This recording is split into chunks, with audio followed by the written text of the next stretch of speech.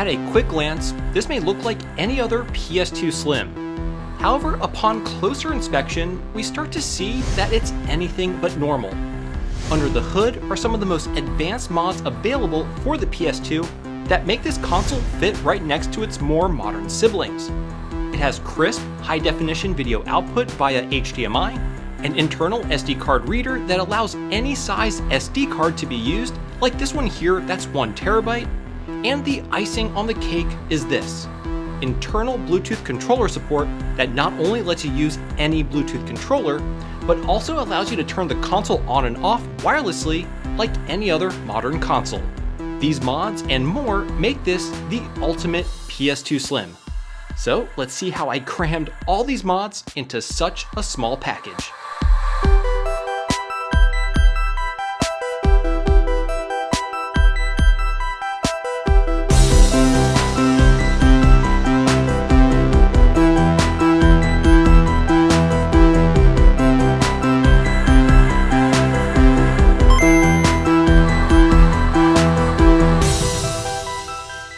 Hey everyone, how's it going? My name is Tito and welcome to another episode of Retro Renew. Today I'm going to be doing one of the most challenging builds that I've ever done on this channel. I'm going to be stuffing 3 incredible mods into this PS2 Slim, which will basically test the limits of not only my patience, but also my soldering skills. These mods include the Retro Gem from Pixel Effects, which is pretty much the gold standard when it comes to HDMI mods, the iFlash to PS2 SD card mod from Arthurmus that lets us exceed the 128GB SD card size limit so that we can use something like this 1TB one, giving me the ability to store just a ton more games on the console.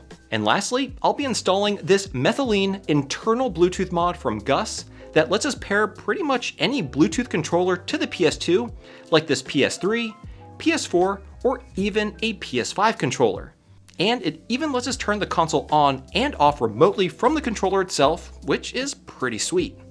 And to really round the build off, I'll be accessorizing the PS2 Slim with some pretty great products like the MemCard Pro 2, which means I'll never need to swap out a memory card, even for things like Free McBoot. All this and more will help bring this PS2 Slim from the early 2000s into 2024. So I got a lot of work ahead of me, but all you need to do is sit back, relax, and watch how this insanely modded PS2 Slim comes to life. Alright, so in this video, we'll take a quick look at all the mod kits that I'll be installing. Then I'll show you how to install everything into the PS2 Slim, go over how this fully modded system performs, showcasing some of its really standout features, review the pros and cons of this build, and of course provide you with my overall thoughts. Okay, so first we have the Retro Gem. It comes with the Retro Gem board itself, which is universal and actually fits into a bunch of different consoles, but these here are custom ribbon cables which adapt the Retro Gem board to the PS2 Slim. The kit does also come with some other odds and ends to help with the installation process. Next up, we got the iFlash to PS2 kit. Here we have the power board, which obviously supplies power to the entire mod, but it also houses the micro SD card slot. And the way that it's implemented into the console is really awesome, but stay tuned for that coming up later in the video. It also does utilize a couple custom flex ribbon cables that we'll need to install, as well as this very interesting 3D printed retaining bracket that will actually replace the lower RF shielding of the console. Now, something that is not included with this kit is the actual iFlash Solo SD card adapter board. You'll need to purchase this on your own from either the iFlash website itself or from Amazon. And lastly, we have the methylene kit. I was sent this pre-assembled one from Gus, but you can also purchase the basic version, which is a little bit cheaper and only comes with the custom flex PCB, meaning you'll need to supply your own ESP32, as well as the optional speaker, which makes this really cool chime each time you turn the console on and off. I definitely recommend getting the standalone kit, which comes with the ESP32 pre-programmed with Blue Retro. Alright, so those are the main mods that I'll be installing into the PS2 Slim. However, I'll also be doing a few small upgrades and housekeeping items while we're inside the console, which I'll show during the installation portion of the video. Additionally, if you want to do all these mods, you'll need a very specific PS2 Slim revision, and that's the SCPH 70000 models. This is the SCPH 70001, but any 70000 model will work as it does have the necessary circuitry for the iFlash to PS2 mod to work. Okay, so that's a lot of stuff we're going to be doing, but before we dive into the installation tutorial, let's talk about the sponsor of today's video, iFixit. If you've been following my channel for a while, you'll know how critical quality tools are for the mods and repairs that I do. iFixit is my go-to for top-notch toolkits, offering everything I need to make my console repairs and modifications go smoothly. And right now, they have a fantastic back-to-school offer with 15% off Mac laptop parts and tool sets, including the Macho, my favorite, Manta, Mahi, Minnow, and Moray toolkits. This is perfect timing because back-to-school tech shopping can be pretty costly, so upgrading or repairing your current laptop is the smart choice. And these toolkits will help you do just that. Whether I'm working on a PS2 Slim mod or swapping a shell on a Nintendo Switch, having the right tools make all the difference. I've been using the Macho Precision Toolkit for years, and it's been an absolute game changer. This promo runs from August 13th through September 3rd, so don't miss out. Check out iFixit using the link in the description below to take advantage of this great offer. And again, a huge thank you to iFixit for sponsoring this video. Alright, now let's go ahead and start modding this PS2.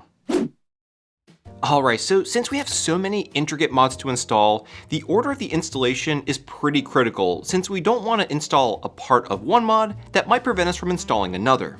So we may install a component of one mod, then do another so that we don't have to redo any work. At least that's the idea. Anyway, the first thing we're going to do is obviously disassemble the entire PS2 Slim down to the motherboard.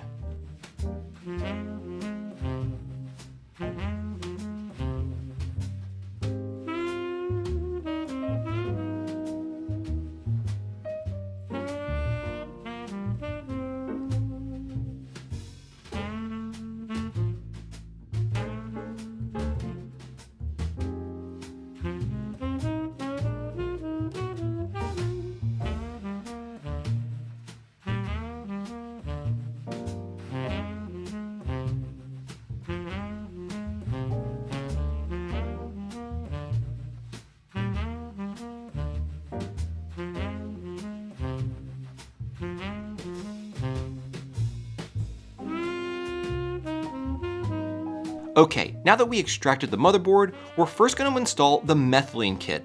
We'll first need to isolate these two pins here for enabling the controller auto detect feature.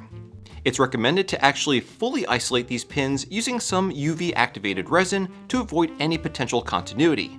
But I'm going to see if I can leave it as is since I think there is enough space between the pin and the through hole for it to work, so fingers crossed. Now here I'm desoldering the lower pins so that I can trim them flush to the motherboard, which will help the Methylene Flex PCB sit flush to the motherboard. I'll of course resolder the pins once they're cut flush. I find that doing this will help prevent any sharp edges on the pins, making it less likely that it will damage the Methylene PCB when I go ahead and mount it.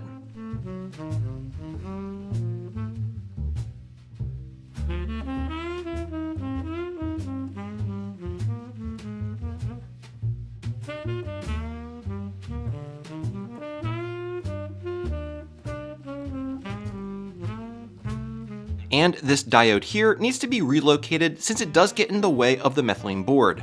I'm just going to desolder it using hot air and sort of flip it up and then reconnect the bottom part to the original pad using a small piece of Kynar wire. Just make sure the polarity is correct when you do reinstall it.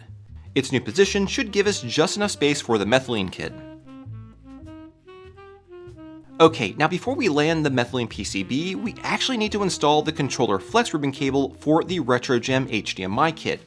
If we instead installed methylene first, we wouldn't be able to land this flex cable, which allows us to access the RetroGem's on-screen display menu system, and we obviously need that in order to access all of RetroGem's features. Alright, once that's installed, we can now lay in and install the methylene flex PCB.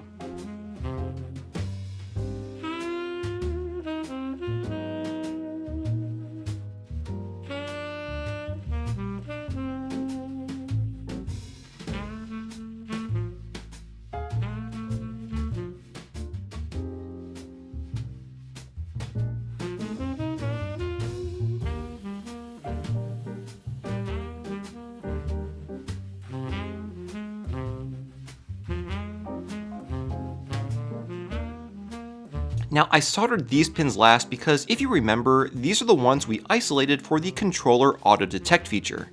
I'm adding just enough solder to connect it to the methylene flex, but being cognizant to not flood the area with solder, as I do want these specific pins to remain isolated from the PS2 motherboard. And here I'm going to solder in about an 8-inch length of wire to the reset pad, but we'll solder the other end of the wire a bit later, which will make sense once we get to that step in a few minutes. Over here by the PS5 silk screening, I'm scraping away some of the solder mask since we'll be pulling power for methylene from this point. Now all that's left to do is test it out.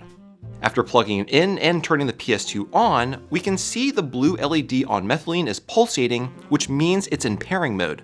Now I'll be using a PS4 controller to test it out, so in order to connect it to methylene, I need to press and hold the share and PlayStation button for a few seconds.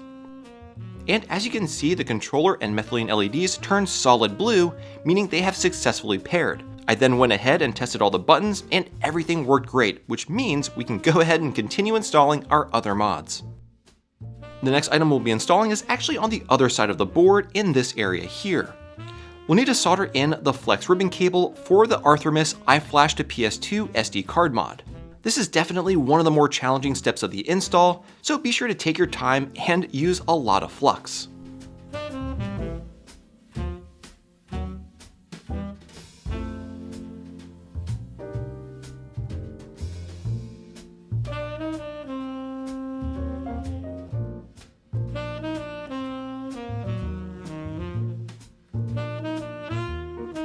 Here we'll be soldering in the anchor points to help reduce any potential strain on the ribbon cable itself. And this is the final result. Next, we'll carefully flip the console over and bend the ribbon cable to the other side of the board. I'll solder in one of the anchor points to help secure the ribbon cable in place and then proceed to solder in the remaining points.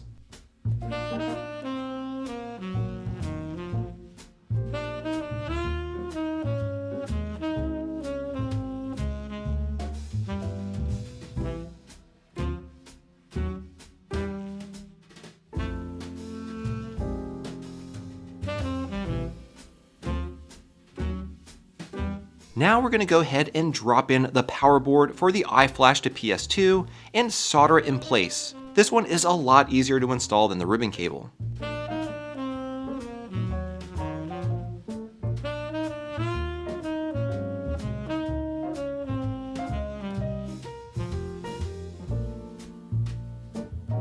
And finally, we'll solder in the last remaining ribbon cable for the iFlash to PS2 kit to the power board itself.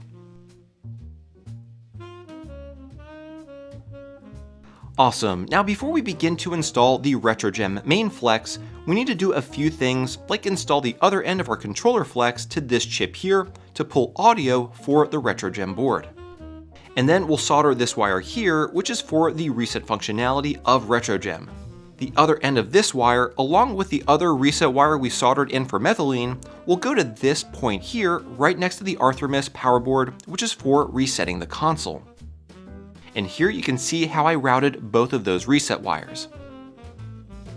Now here we'll solder in a wire that's about 8 inches in length to this pin on the optical audio port, which will later attach to the RetroGem to enable the digital audio pass-through option. Alright, now here comes another challenging step of the build, and that's soldering in the main flex ribbon cable for the RetroGem. For this, you'll need to locate the DAC, or digital to analog converter, which is where we'll be tapping the pure digital video signal from. The location of this chip differs depending on what revision PS2 Slim you have, so definitely refer to the Pixel Effects documentation, which I'll have linked down below. To prep the area, I'll be removing a few capacitors and resistors, which again differ depending on your particular revision. Once everything is removed and cleaned up, it's recommended to insulate the exposed pads with some Kapton tape. Now we can finally go ahead and solder in the main flex. Definitely take your time when doing this, and remember, flux is your friend here.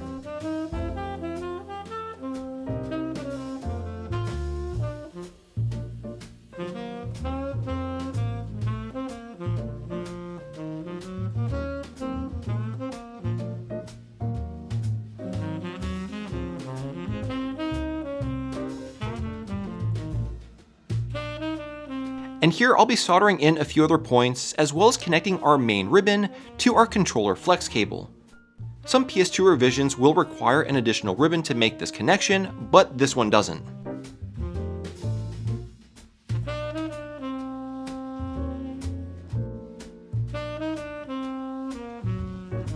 And here's the RetroGem Flex cable fully installed.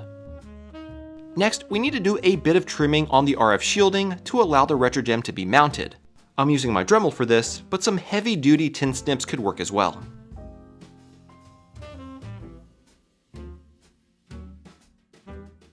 Now, included with the RetroGem kit is this really nifty 3D printed jig that acts as a guide for trimming the PS2 shell for the HDMI port opening. It slots right into the optical audio port cutout, and as you can see, very clearly marks the area we need to trim. Once we're happy with the HDMI opening, we then need to drill a hole in the RF shielding for mounting the RetroGem board. After loosely mounting the board using one of the existing holes in the RF shielding, I marked and drilled out the second mounting hole and installed RetroGem using the included hardware. Then, as an optional step, I actually soldered the nuts to the RF shielding to make future removal easier. Now, a simple upgrade that I also wanted to do while we have the PS2 tore down is upgrading the old thermal pads with some newer high-grade ones. I'm using some Arctic branded thermal pads that I cut to size, so hopefully this will keep the PS2 running cooler and increase the console's life. Awesome, this build is really coming together.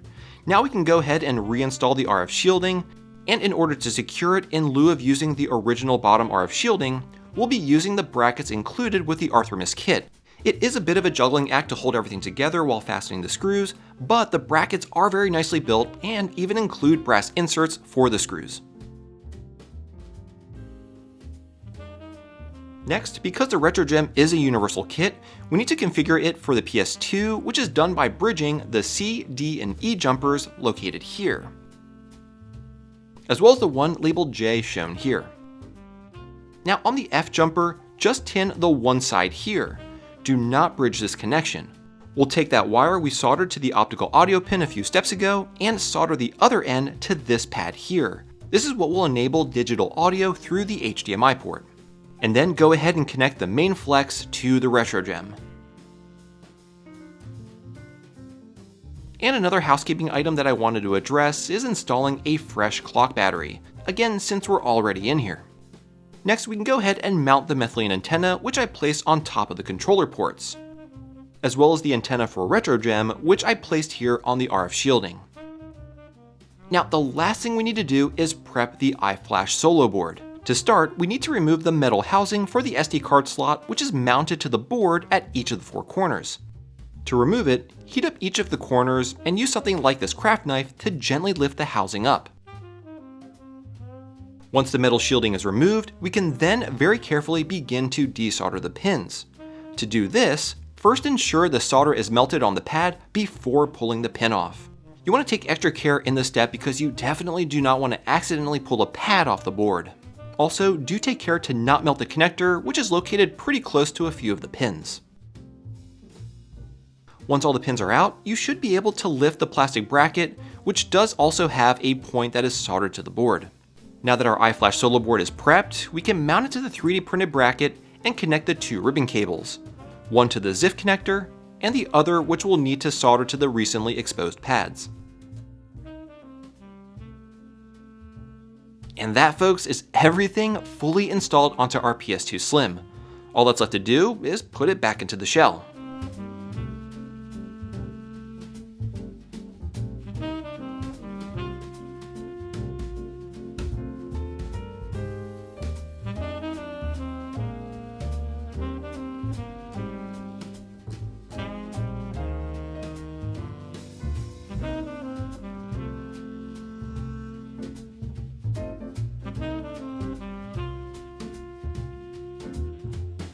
And there you have it, a PS2 Slim fully kitted out with some of the greatest mods available.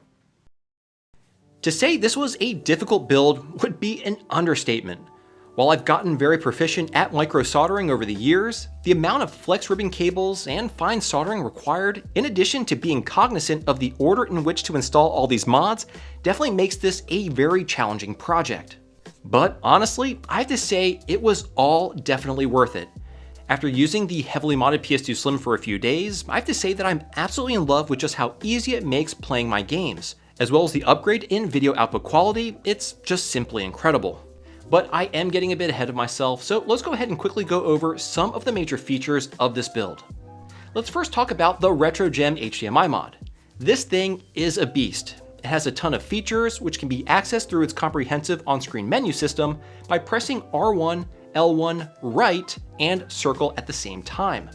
You have scaling features with resolutions all the way up to 1440p, as well as motion adaptive deinterlacing, which is critical for PS2 games since much of the library outputs interlaced video. Now, you will need to opt for the shiny edition of the kit in order to get the higher resolution and motion adaptive deinterlacing features, which is more expensive, but I would honestly treat this as the only version to get and just forget about the cheaper basic version since it doesn't have what I would consider to be some of the most crucial features. For more details on all the features of the shiny RetroGem kit, definitely check out my dedicated video covering this mod, as well as another great video by Apos Vox that gives you a very comprehensive breakdown of the kit. Now, when it comes to the iFlash to PS2 kit, the main feature here is the ability to support SD cards that are larger than 128 gigabytes, which was previously the upper limit of capacity. This is due to the iFlash Solo card supporting LBA48 addressing. That, coupled with Grim Doomer's custom OPL build, we are now able to use SD cards of any size. I'm using this PNY 1TB card, and it works great. Now, it should be noted that there are some 1.5TB cards out there, but those typically come from SanDisk, which unfortunately isn't a very compatible brand with the iFlash Solo board. Definitely check out Artemis's website for tested compatible cards.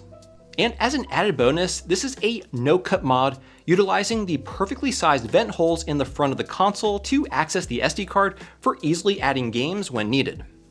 Now, moving on to the Methylene Blue Retro mod, this basically allows us to use any Bluetooth controller.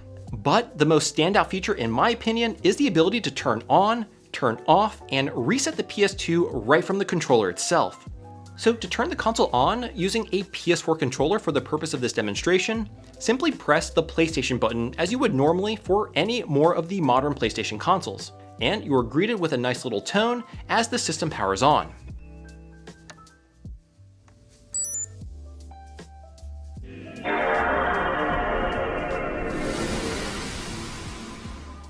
I just love how the implementation of this mod makes it feel like it came from Sony, really rounding out the overall feel and refinement of the mod itself. Now, to turn the console off, you need to use a button combination of L2, R2, Option, X, and right on the D-pad, pressed all at the same time. It's a bit of finger yoga, but it does work. And to reset the console, it's the same button combination as turning it off, except press square instead of X. And the last cool thing about this mod is the controller auto detect feature. If I were to plug in another controller into the Player 1 port, you'll see that the PS4 controller will change LED colors to signify it is now in the Player 2 position. I mean, how cool is that? Anyway, the last thing I want to discuss isn't so much a mod, but rather a pretty crucial accessory, and that's the MemCard Pro 2. This thing is an absolute godsend in that it stores all of my save files, so no more juggling multiple memory cards. This thing has so many features that I did an entire dedicated video covering it, which I'll have linked down below. I also recommend checking out My Life in Gaming's video, which goes into all the nitty-gritty details about the MemCard Pro 2, so I'll also have that linked down below. Okay, so I think it's safe to say that this is an extremely over-the-top way to enjoy your PS2 library. So with that, let's get into the pros and cons. Starting with the pros, I have to say that it's truly astounding just how many features we managed to cram into this small package, and the fact that they all work cohesively with each other to make the PS2 feel like it belongs in 2024. Here, I have all my games stored on a 1TB SD card, as well as all my save data on the MemCard Pro 2. I never need to swap a disk or memory cards ever again, which is pretty amazing. Additionally, I get the absolute best video output quality using the RetroGem HDMI kit, and I'm no longer tethered to the console thanks to the Methylene Blue Retro kit. I mean, what is there not to like? This is just an absolute monster of a PS2. Plus, the original optical drive is uncompromised, which means I can even play my original game discs if I wanted to, as well as PS1 titles. There's just so much to like about this build, But it's not all sunshine and rainbows, so let's take a look at the cons. And probably the biggest con is difficulty. Even for the experienced modder, this is definitely challenging due to the amount of micro-soldering required and the complexity of all the mods. Each mod on their own are difficult already, but doing them all together is definitely a challenge. Now, being able to install all of these mods is one thing. Actually acquiring them all is another con entirely. To purchase each of the mods and parts I used for this build would amount to roughly $415, and that doesn't include installation, shipping costs, or the cost of the PS2 Slim itself. So this is a very expensive proposition. Whether you think it's worth it is up to you, but for this price, you really need to start thinking about which mods matter to you most. Now, the last couple cons I'm going to talk about aren't really that big of a deal. For one, the button combos for the methylene to reset and turn the console off are a bit awkward to do on some controllers, and while they do work, I think it would have been cooler to have something simpler, like maybe holding the PS button for 7 seconds or something like that. And lastly, I kinda wish the RetroGem had a full-size HDMI port. I mean, I get why they used the mini form factor, but I think it would have been a nice option to have. Now, the last thing I'm going to talk about is not so much a con, but rather an observation. The PS2 Slim gets pretty warm to the touch.